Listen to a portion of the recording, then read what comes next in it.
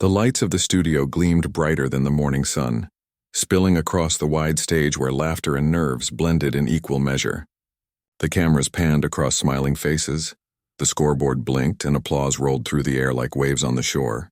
It was another day on Family Face-Off, the game show millions loved to watch, and standing at the center of it all was Mr. Harvey, a man whose presence could fill the room before he even spoke. His charm wasn't loud, it was genuine. He had that way about him, the ability to make strangers feel like family and tension turn into laughter.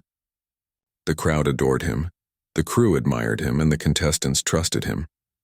He had seen hundreds of families walk across that stage, carrying dreams, jokes, and sometimes pain behind their smiles. But that day, something different was waiting for him. When the producer cued the next family, Mr. Harvey turned with his usual grin. "Ladies and gentlemen, please welcome the Wilson family." The audience erupted in cheers as 5 contestants walked onto the stage. The first 4 were young, 2 sons, a daughter, and a daughter-in-law, energetic, laughing, waving to the crowd. But the 5th, an elderly woman named Dorothy, walked more slowly, holding her family's hands. Her steps were steady but careful, her silver hair shining under the lights, her face weathered with time but full of grace. Mr. Harvey extended his hand with warmth that made her instantly at ease. "Miss Dorothy, you look elegant today. You ready to win some money?" She smiled softly.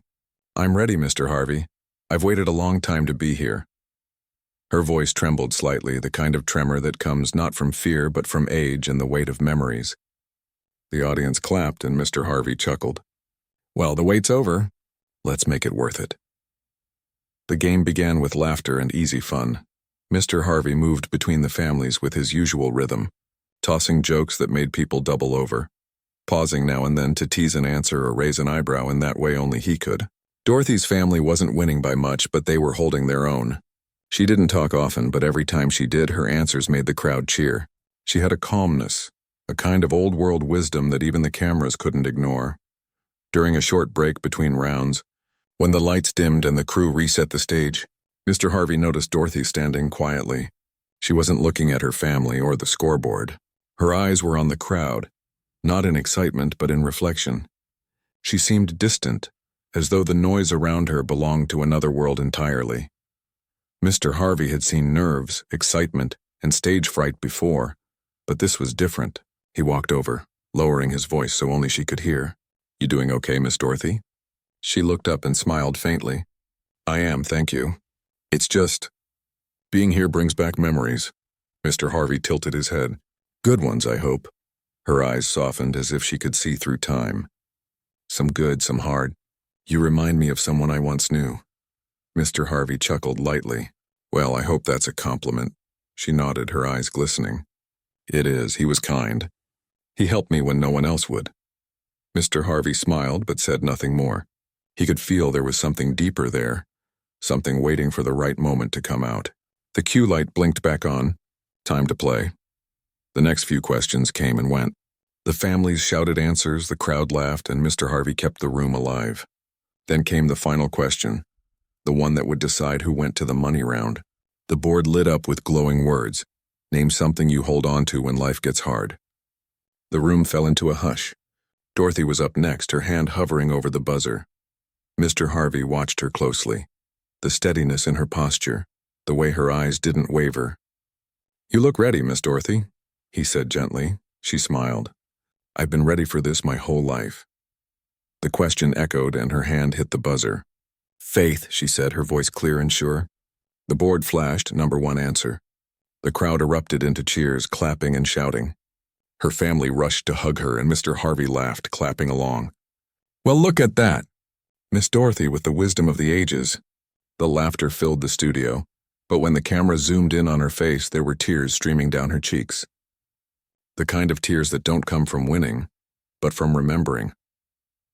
After the show ended, when the audience began to clear and the lights softened, Mr. Harvey saw her sitting quietly backstage.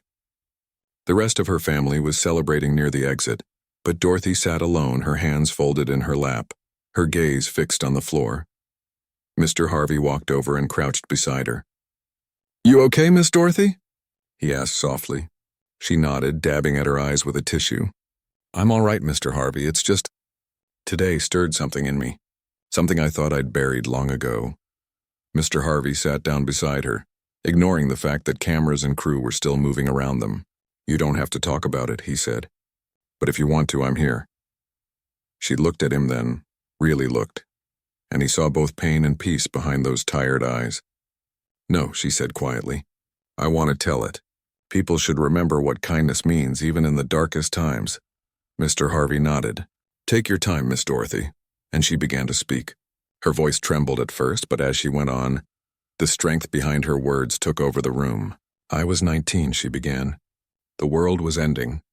The war had taken everything, our home, our family, our faith. We lived in ruins.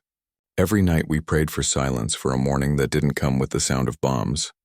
Then one day soldiers came, foreign men in uniforms. I didn't know if they were here to hurt us or save us. I hid shaking. And then I saw him. He was tall, kind-eyed, and American. He saw me, and for a moment we just looked at each other. He didn't yell or point his gun. He just said, 'It's okay.' And for the first time in months, I believed someone." Her eyes glistened in the studio lights as she spoke. "He gave me bread. Real bread. I hadn't eaten in days. I tried to thank him, but I didn't know the words. He smiled and said something I still remember. 'You'll be okay now.' That man disappeared the next morning. I never saw him again, but I never forgot his face. He reminded me that even in war, goodness can survive." She took a deep breath, her voice breaking. "Years later, I came to America. I built a life, had children, grandchildren, but I never told them this story. I didn't want them to carry the weight of it. But today, standing on that stage, seeing you and your kindness, your humor, it brought me back. You reminded me of him. You reminded me that people like that still exist." Mr. Harvey sat silently, moved beyond words. The noise of the studio faded. He finally said, "That's one of the most powerful stories I've ever heard, Miss Dorothy." She smiled gently. "It's not just a story, Mr. Harvey, it's a reminder.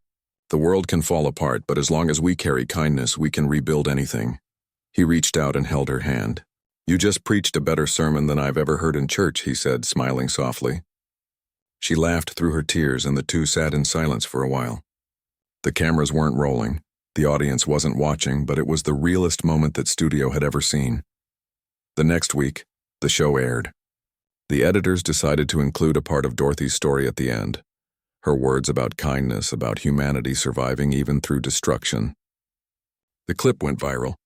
People across the country wrote letters, sent emails, shared memories of their grandparents who had lived through war, who had been saved by strangers. Mr. Harvey read many of them himself, tears in his eyes as he realized how much one small story could heal. A few months later, Dorothy's family invited Mr. Harvey to visit her at her home.